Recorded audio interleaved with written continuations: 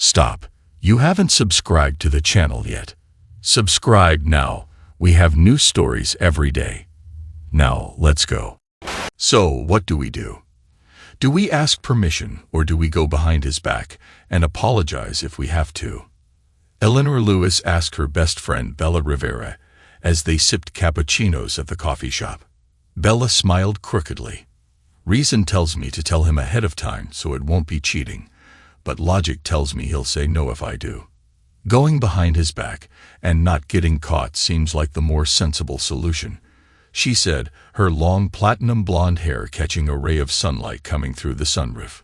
The mind can be so fickle. The important thing is that you don't get caught, Eleanor replied. Though everyone seems to get caught sooner or later. You know that, don't you? Yeah, but I'm hoping that by the time that happens, I'll have enough leverage that he'll just brush it off, Bella said. Aren't you sure you want to risk this? Charles is a great guy, Eleanor said. You two have been married a long time. That's why I think he'd let me continue if he catches us, Bella replied. I don't think he'll want to give up everything we've worked so hard for. In another 10 or 15 years, we'd be able to ride off into a nice retirement sunset. It's not like he'd have to worry about me falling in love with any of these guys. I know it sounds corny, but in this case, it would really just be an affair. I believe you, sis, but men don't think like us. They can't separate love from bedtime fun when it comes to their spouses. You'd be walking a fine line here, Eleanor commented. I know, but I have to do this, Bella insisted. I need to feel some excitement back in my life. Bella and Eleanor had been discussing this for the past 2 months, ever since Bella confided in her friend that she felt her life had fallen into a rut and saw only one way out. I need to feel the excitement of a new relationship, Bella explained. Remember how thrilling it was in high school, college, and even right after, when boys would notice you, chase you, and then woo you. How you spent all that time getting to know each other. I need that. I miss that. I adore Charles. He's an amazing man, a great father, a good provider, and a wonderful husband. But after all these years together, we know each other so well that there's no mystery left. Like B.B. King said, the thrill is gone. I need to feel that excitement again, Eleanor. I don't want to hurt Charles, but I have to do this for myself. I need to find a way to do this while causing him the least amount of pain. Ideally, he wouldn't find out, but if he must, it should come from me. I'm not looking for a divorce. I just need a bit of excitement for a while. Then I believe I can return to being the best wife for Charles for the rest of our lives. I don't think Charles will be able to give you that, Bella, no matter how much he loves you, Eleanor replied. I know, Bella sighed. I really need to think this through carefully, Eleanor. He was standing at the bar with another student when Bella and her 3 friends walked into the small Mexican restaurant near campus. The 4 girls sat at a table, with Bella facing the 2 young men at the bar. I've seen the shorter one around campus before, but not the tall guy with the curly hair, Bella remarked to her friends. Do any of you know him? That's Charles Rivera, the science whiz, one of them replied. He's not much of a social butterfly. He's too busy being brilliant. Everyone says he'll start out at 6 figures with one of the big chemical companies. Wow, all that plus gorgeous blue eyes and a nice body. Ladies, I think I just found my future husband. I'm going in, Bella said, getting up from the table and heading towards the young man. Charles, though not a ladies' man, was familiar enough with women, but he'd never had someone as beautiful as Bella approach him. She wore tight Levi's jeans and an Iowa State t-shirt. Trying to play it cool, he couldn't help but blatantly check her out. Smooth, really smooth. You might want to wipe that drool off your chin, science guy. I'm Bella Thompson, by the way, she said, smiling as he struggled to form a coherent response. From that moment on, they were inseparable and married a year after graduation. Bella's outgoing, direct personality brought out the best in the quiet, reserved, and incredibly intelligent Charles. Away from work, he focused entirely on being everything Bella wanted and needed. In her presence, he could discuss many topics, be glib and charming, or even forceful when necessary. After 27 years of marriage, Charles' love for his wife and his life remained undiminished. He had worked diligently to balance his career and family, and believed he had succeeded. As vice president of research for a medical equipment firm, he and Bella had raised 2 exceptional children who were now attending prestigious colleges. They enjoyed a beautiful home, took wonderful vacations, managed their finances wisely, and were planning to retire at 60 to travel the world while still in good health. If asked, Charles would tell anyone who would listen that his marriage was nearly perfect. Bella thought that since Patrick Collins was the one who had set her on this path, he should be the first to benefit from it. The 35-year-old had twice asked Bella to lunch, only to be turned down both times, as she was happily married. So when she asked him to dinner a few weeks later, he squinted at her for several seconds before agreeing. "What's changed? Are you and your husband on the outs or something?" he asked. Bella wasn't sure how much she wanted to reveal, so she opted for a minimal answer. "Hubby and I are good. This is something I want, and it's outside of my marriage," she said. "And since you were bold enough to ask, fortune in this case favors the bold. All I will say is that I'm at a point in my life where I want a little excitement again. I'm a wife, a mother, and a professional, but I'm also a woman with needs and feelings. I think that part of my life has been neglected for some time, and I miss the spontaneity of my younger days." Message received. "Thank you for giving me dibs," Patrick said. 2 weeks later, on a Thursday night, Bella and Patrick met for dinner at a high-end Jamaican restaurant on the outskirts of the city. She had told her husband a week earlier that she had a dinner meeting with a client and would be home around 11. Since she occasionally had dinner meetings for her job at a national communications company, Charles didn't think twice, especially since he trusted his wife completely. He didn't know she had packed a change of clothes in an overnight bag and had it in her car trunk when she left for work. Patrick was taken aback by Bella's attire as she exited her car in a short, tight blue dress, quite different from her usual work attire. He gazed at her, estimating her age to be around 40, despite her lengthy tenure at the company. "You're looking stunning, Bella. Quite the change from your earlier outfit," remarked Patrick. "I thought you deserved more than just business, Bella," she replied whimsically, making air quotes with her hands.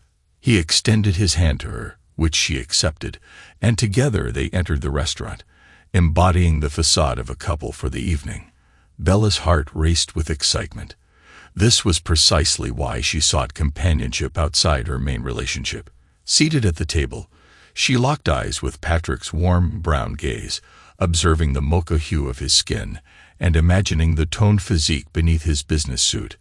A bright smile adorned her face. "Are you part Jamaican? Is that why you chose this place?" inquired Bella. "Indeed I am," he affirmed.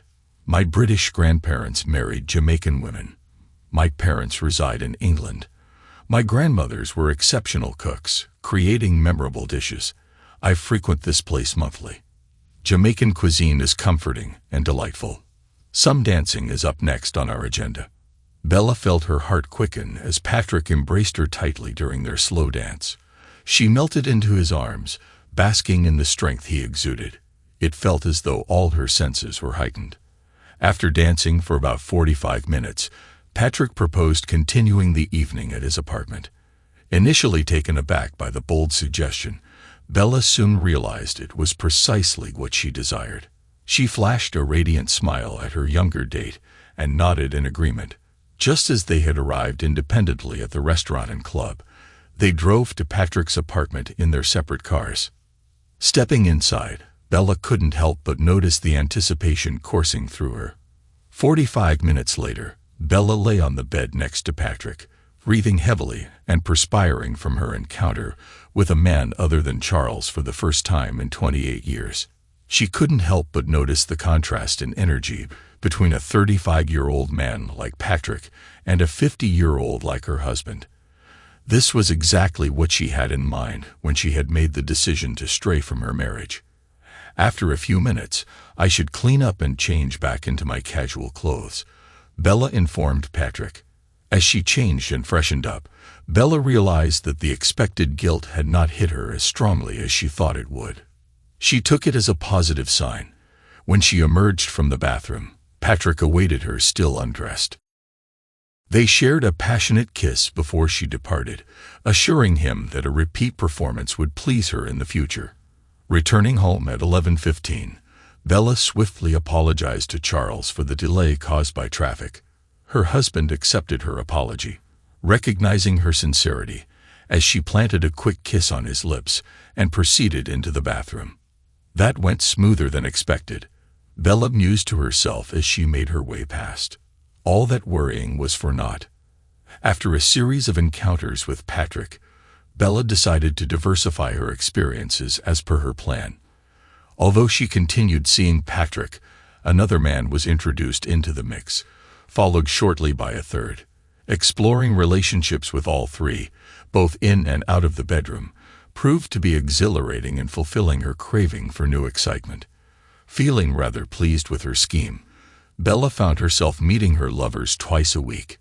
The novelty of engaging in different activities and discussions with new people was just as rewarding. Realizing that bedtime entertainment had become somewhat secondary, in part because her lovers were not distinctly superior to her husband, Bella pondered expanding her circle to ensure things stayed fresh. "Is that your wife?"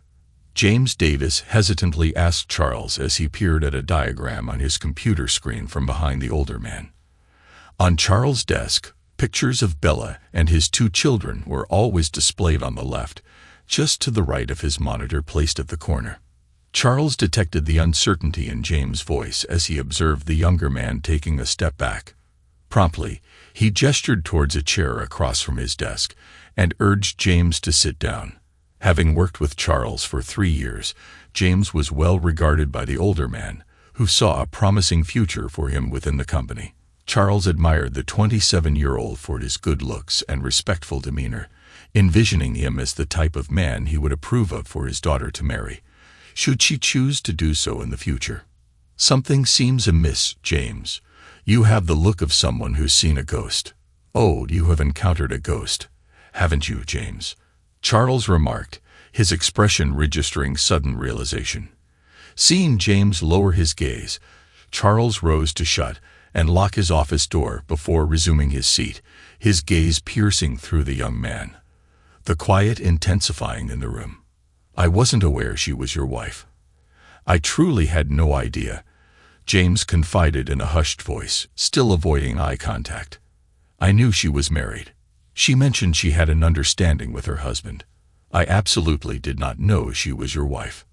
In a swift succession of emotions, Charles transitioned from concern to anger and then to nausea.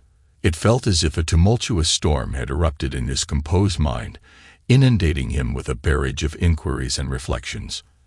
"After how many instances didn't you know she was my wife?" Charles finally inquired after a brief pause. 3, no 4, James responded, reducing the actual count in an attempt to soften the blow. Fighting back tears, Charles detected James' mental calculations, suspecting him of understating the figures to alleviate Charles' distress. Following a prolonged silence, Charles eventually managed to whisper, "How? Why?" Meeting Charles' gaze, James gathered the unspoken inquiry conveyed in Charles' eyes. "We first met around 4 months ago at a bar with a dance floor. She was in the company of another man. They appeared as a couple, especially when they danced. We shared a dance or two and conversed. I inquired if they were exclusive, and she informed me they were not. She agreed to a date with me for the following week, and we have since met occasionally." Charles inquired, "So getting together means sleeping, right?" James looked down and simply nodded. "She mentioned that you and she had an understanding. She was dating and sleeping with other men, with your knowledge," he said. "I swear I had no idea she was your wife." "I swear," James insisted. "Well, you did know she belonged to someone else," Charles pointed out. "Yeah, but she was already involved with someone. Initially, I assumed she was his wife, but I noticed he wasn't wearing a ring, James explained. James gazed directly at Charles and visibly made a decision. Turns out she's dating several men, including me and this other guy, James whispered. So you're saying that you not only didn't authorize this, but you were unaware, Charles responded. That's an accurate assessment. The two men exchanged a silent gaze. I apologize, Charles. I'll end things with her, James promised. I'd appreciate that. And please, don't tell her about our conversation. I need to figure things out, Charles requested. James stood up, unlocked the door, and left quietly.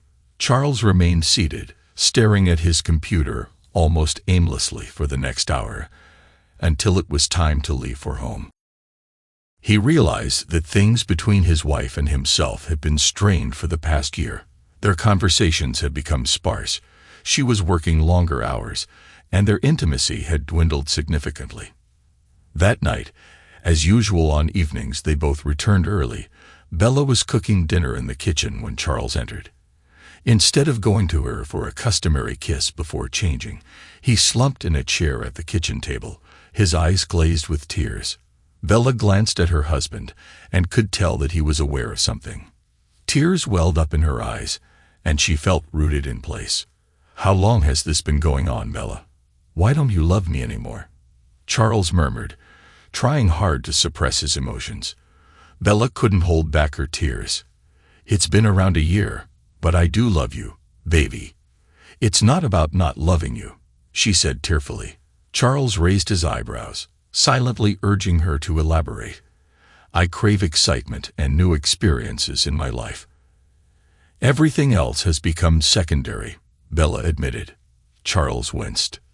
We have been together for 28 years, with 27 of those spent in marriage. Over these countless moments, we have intimately known each other, both physically and mentally. Even as we explore new experiences, it is always with the familiarity of the same person. I sensed a need within me for freshness and vitality, a desire for new connections on an intimate level. I contemplated seeking your approval beforehand to ensure transparency, but past experiences have suggested that may not end well. So I decided to pursue it and discuss it with you now.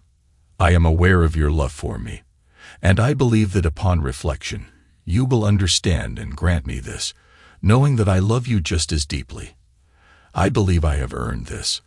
I have upheld my roles as a devoted wife and mother, Bella explained.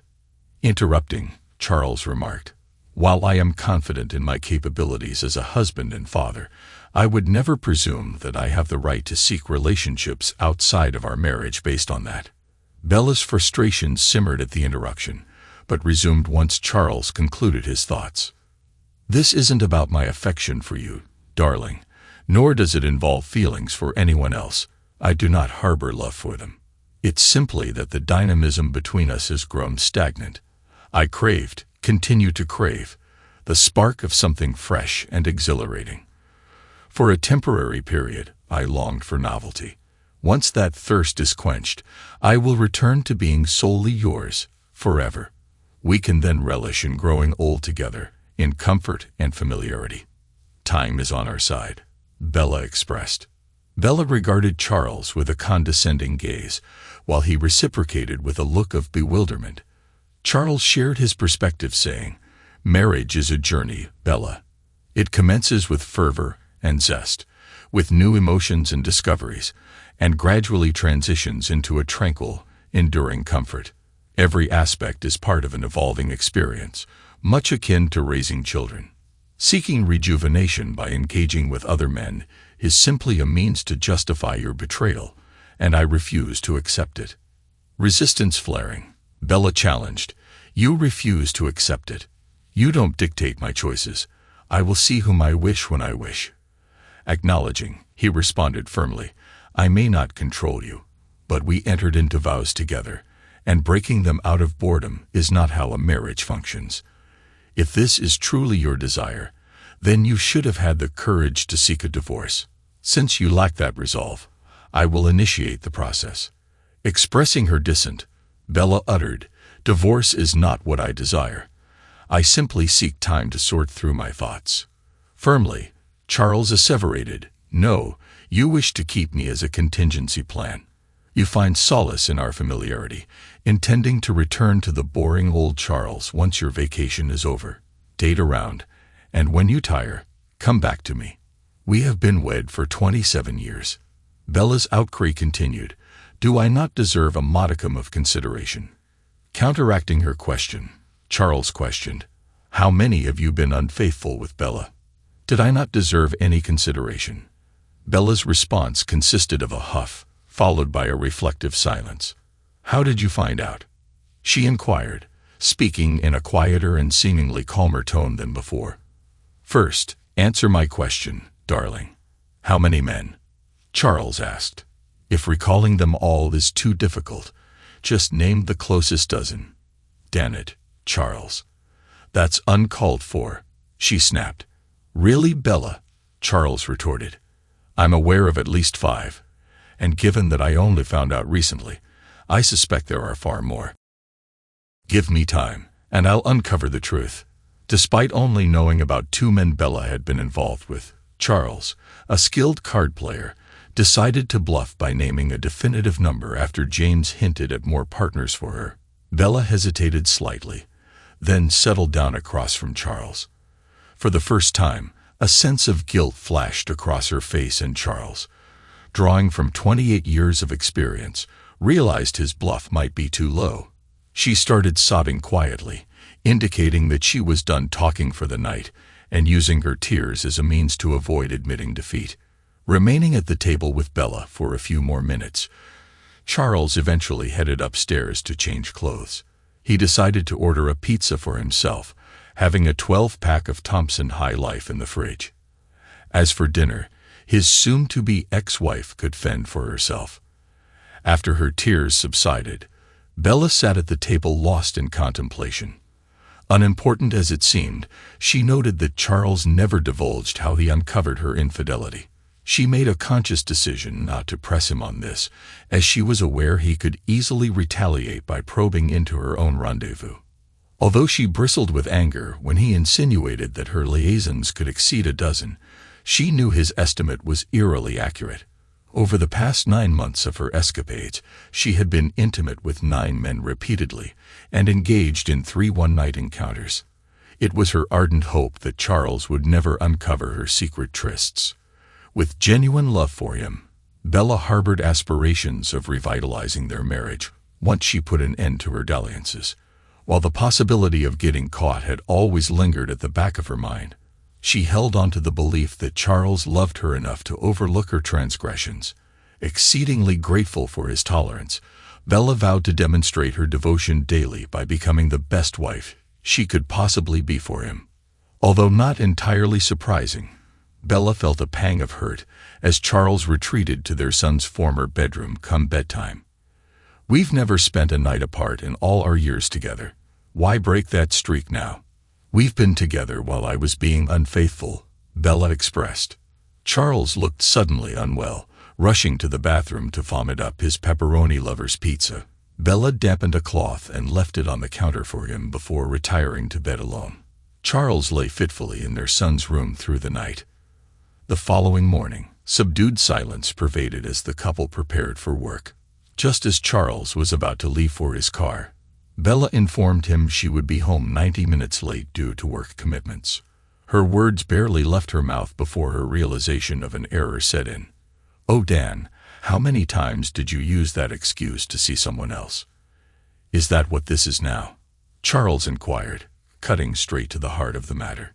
In truth, that was precisely the case. Bella had scheduled a lunch date with a man she had met the previous week. The gravity of the situation dawned on her only as she had mentioned the late hours to her husband, a consideration that had not surfaced until the day prior. Yes, I have plans to meet someone. I apologize." Yes, I have plans to meet someone. I apologize.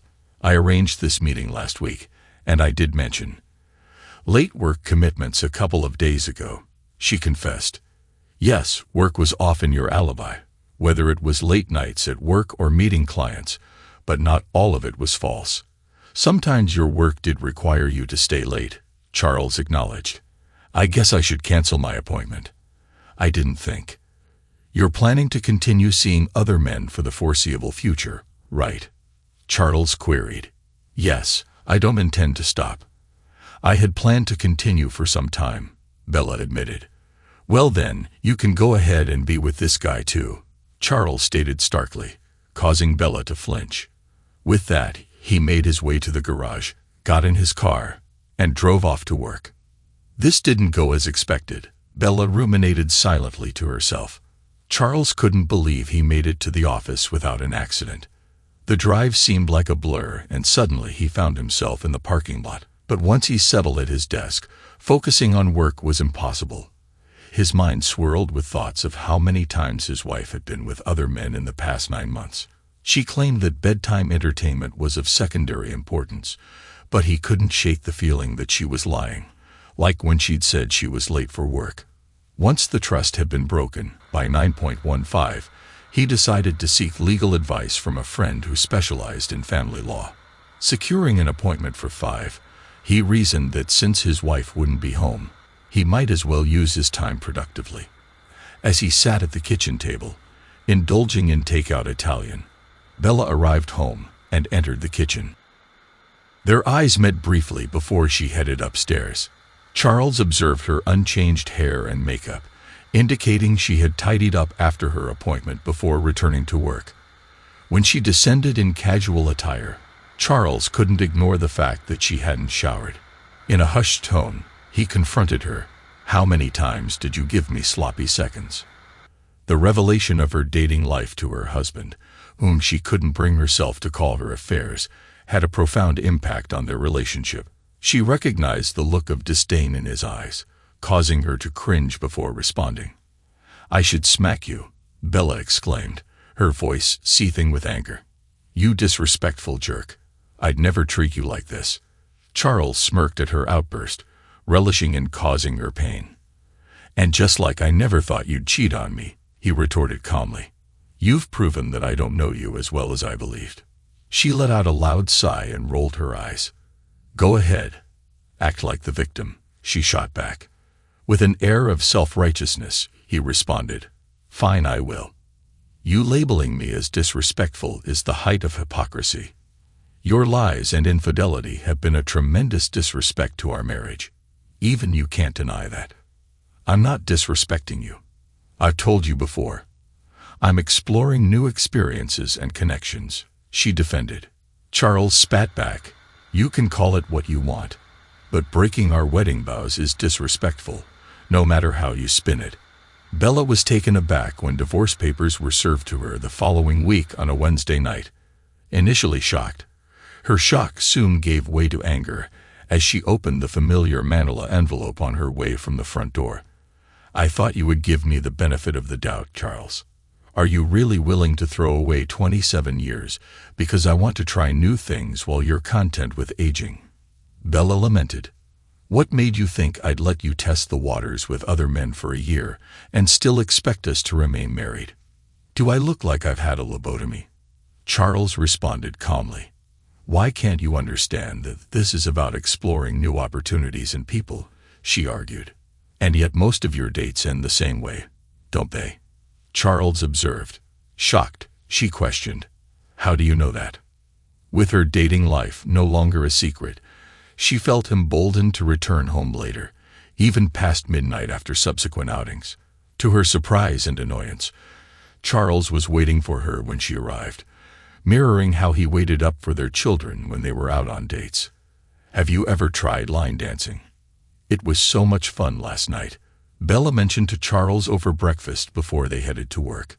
His eyebrows shot up in surprise at this unexpected revelation. So now you're sharing details of your dates with me. How delightful. Was the bed comfortable too? He snidely asked. A smirk crossed her face as she responded.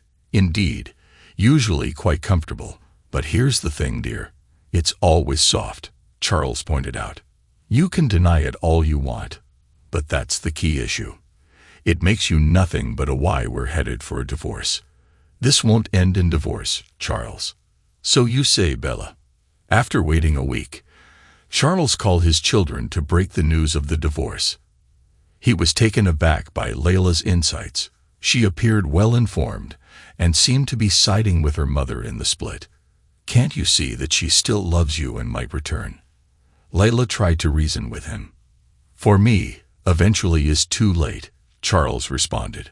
I can't accept sharing my wife. The fact that she has been involved with multiple men for almost a year indicates her love for me isn't as deep as she claims. You shared 27 wonderful years, and she still cares for you, Dad, Layla insisted. She just wants some new experiences. You are content with the way things are. Please don't let her pursuit of different paths be the end for both of you. But she's being unfaithful, Charles stated firmly. I can't turn a blind eye to that. We made vows to be faithful till death do us part. After being an outstanding wife and mother for 27 years, doesn't she deserve some leniency? Layla pressed on. What do you gain from divorcing her? Living alone in a dull apartment for the rest of your life. Staying with her could earn you her lifetime commitment, with her doing everything to make you happy. Shouldn't she reciprocate the same level of devotion I have shown her? Charles questioned. I have stayed true to my vows, even when it would have been just as simple to break them as she did. Are you truly backing her actions? Does Nate even know about your support for this? Charles questioned. I might have to check in with him to see how he feels. I trust you wouldn't do that to me, Dad. That's crossing a line, Layla replied. Just wait and see. Nate deserves to know what's going on and your perspective, as it'll affect him down the line, Charles insisted. Daddy, please, Layla pleaded. I'd never do that to Nate. Then why do you support Mom doing it to me? Charles challenged. If you find this acceptable, you might do it to your husband one day. Do you find this behavior acceptable? Charles pressed. Layla hesitated, confirming Charles' suspicions. When Bella and Charles' son, Ed, learned about the divorce and Charles' reasons, he fully supported his father. I never thought she'd go this far, Dad, Ed remarked, firmly backing his father's stance. A week later, on a Saturday night, Bella sat on the living room sofa, watching her husband in his La-Z-Boy on the other side of the room. It suddenly struck her that it had been months, perhaps even weeks, since they had cuddled on the sofa or shared a hug or a kiss. Caught up in her own pursuits, she hadn't noticed the absence of intimacy with Charles. She wondered why he hadn't brought it up or made a move. Charles, honey, why don't you come over here? And we can snuggle, maybe have some fun. It's been a while, right? You're not too old for that kind of thing, are you? Bella suggested. I'm okay, darling. I still enjoy being intimate, but ever since I discovered you were unfaithful, I can't bring myself to touch you. I got myself tested too after finding out about your infidelity. Dr. Victoria seemed quite surprised, Charles revealed. Oh my goodness, you went to Dr. Victoria. What will he think? That you've been unfaithful? Yes, I think he got the message loud and clear, Charles replied. No, Bellamond. Just once, could you think about someone other than yourself? This will spread throughout town soon enough, if it hasn't already. Now you've revealed yourself as a cuckold darling. Quasara, Sarah, Charles said tonelessly. I didn't want to take any risks knowing you're being reckless. You've already shattered my heart. I didn't need another part of me broken as well. You're something else, you know that. Bella hissed. So we're done sleeping together. Can you handle that? With a growl, she stormed out of the room. Bella's most recent flame declared, I love married women, with enthusiasm. You try to blame everything on your husband, but deep down, you just want some excitement on the side. Bella's companion failed to notice her frown at his comment. The man was just 25 years old. Bella reclined on her back and peered at, what was his name again? Gregory Morris. Even though she found him handsome, Bella admitted there was nothing extraordinary about him. His physique was average. He danced well, but conversationally, he lacked depth unless it revolved around baseball. Every single one of Bella's encounters eventually led to the bedroom. She often rationalized that these rendezvous were about exploring new connections, but in reality they were simply escapades with unfamiliar partners. Mulling over her actions, Bella contemplated the idea of rekindling things with her husband. The challenge, however, was how to approach the situation. The major hurdle to reconnecting with Charles was his reluctance to be intimate with Bella since discovering her infidelity. Though she believed Charles still harbored feelings for her, winning him back would be far easier if they could share a bed again. How do I get him back between the sheets? He sequestered himself in Ed's room and is as abstinent as a monk. Bella confided in Eleanor Lewis during a lunch discussion. I'd bet his right hand has calluses from. Eleanor interjected, saying, "You could be in a real mess, girlfriend, if you can't bring him back to bed. I thought you had a backup plan." I thought being together for 28 years was a solid contingency. We had a wonderful marriage. Bella trailed off, questioning her past actions. If your marriage was so great, why jeopardize it? Many women would envy having a spouse like Charles, Eleanor pointed out. I was naive, thinking I was clever enough to have it all. I still can't figure out how he found out, Bella confessed. It's too late to dwell on that now, Eleanor responded. Charles was unfamiliar with the lifestyle of a bachelor after being out of practice for so long. Initially, his days were consumed by work, and his evenings consisted of returning to a solitary apartment to whip up a meal of frozen pizza or Pop-Tarts. As time passed, he began to explore a new world with a group of friends, discovering single professionals in their 40s, 50s, and 60s. Observing his peers, Charles noticed that many middle-aged men were drawn towards younger women in their 20s and 30s. While he understood the appeal, he also recognized a surplus of older women who seemed overlooked. Some attractive older women found companionship with younger men, similar to what his ex-wife had done. However, there were still plenty of decent-looking women available, as indicated by the absence of wedding rings on their left hands. Charles always made it a point to check for a ring to avoid causing the same pain that had been inflicted on him. During a conversation one evening, Tom, one of his friends, argued, "Just because she's married doesn't mean she's off-limits. She might just be seeking some enjoyment. What harm could it do?" Charles disagreed, stating, "She belongs to someone else, Tom. That's where the problem lies. I refuse to participate in betraying someone's trust. I've experienced the pain of infidelity, and I won't inflict it on another person." Despite what some of his friends labeled as his peculiar standards, Charles discovered there were plenty of single women available. Some sought a serious relationship, while others were interested in more casual encounters. Charles was open to spending time with both groups and had several flings over the following year. Charles harbored doubts about ever finding a love as profound as the one he had shared with Bella during their 28-year marriage. Before Bella's desire for exploration changed things, Charles believed their relationship was close to perfect. Admitting to himself that finding someone akin to the original Bella was likely an unattainable feat. Sitting alone at a table meant for 5, Stella Murphy kept a close eye on the drinks, mindful of potential drinks spiking in a world where women had to be vigilant. Charles decided to approach her and introduce himself. Guessing she was a few years younger than him, with either a deep tan or a mixed-race background, shoulder-length straight black hair, and expressive, large brown eyes. He observed her subtly moving to the music. "Mind if I join you?" Charles asked, pointing to the vacant seat beside her. "Please do," she responded with a warm smile. "It's nice to have someone to converse with. Quite the change from babysitting the youngsters tonight." As Charles settled into the seat, she explained, "It's girls' night out for the young ones in the office. I'm here to ensure everyone gets home safely. I'm the only one who didn't have to show ID to enter. Stella Murphy, by the way." Amused, Charles introduced himself, remarking about how it had been ages since someone had asked for his ID. The conversation between Charles and Stella was interrupted as 3 younger women returned to the table from the dance floor, all smiling at him and taking seats.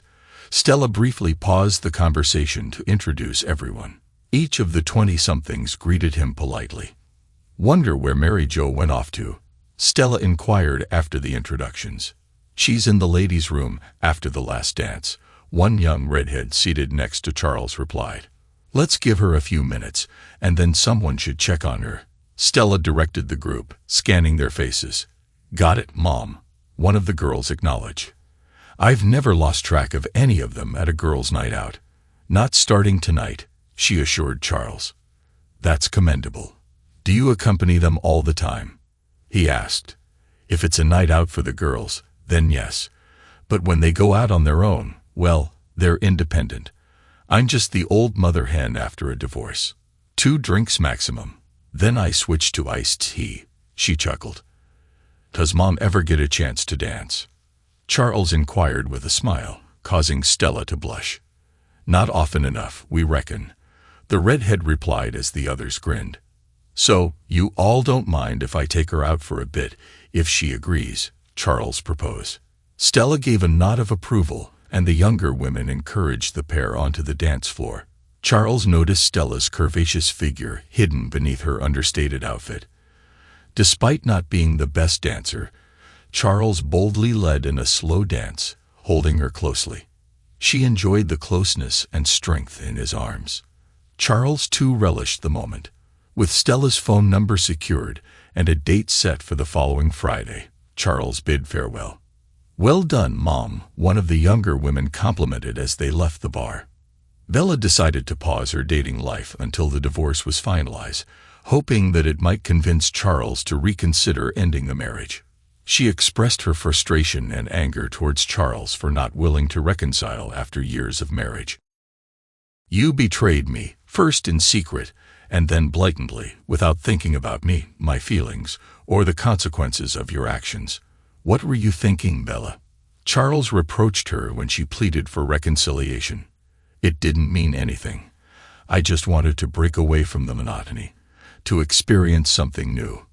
Our relationship had become stagnant," she explained. "It meant something to me, Bella. If you truly cared for me, you shouldn't have sought a divorce first, before being unfaithful, you egocentric woman," he retorted angrily. Stella empathized with Charles, knowing he needed time to trust another partner with his heart after his past experiences. Having divorced a cheating spouse a decade ago, she had faced similar struggles. Charles was touched by Stella's nurturing demeanor towards her younger coworkers, a reflection of her inherent motherly instincts despite not having children of her own.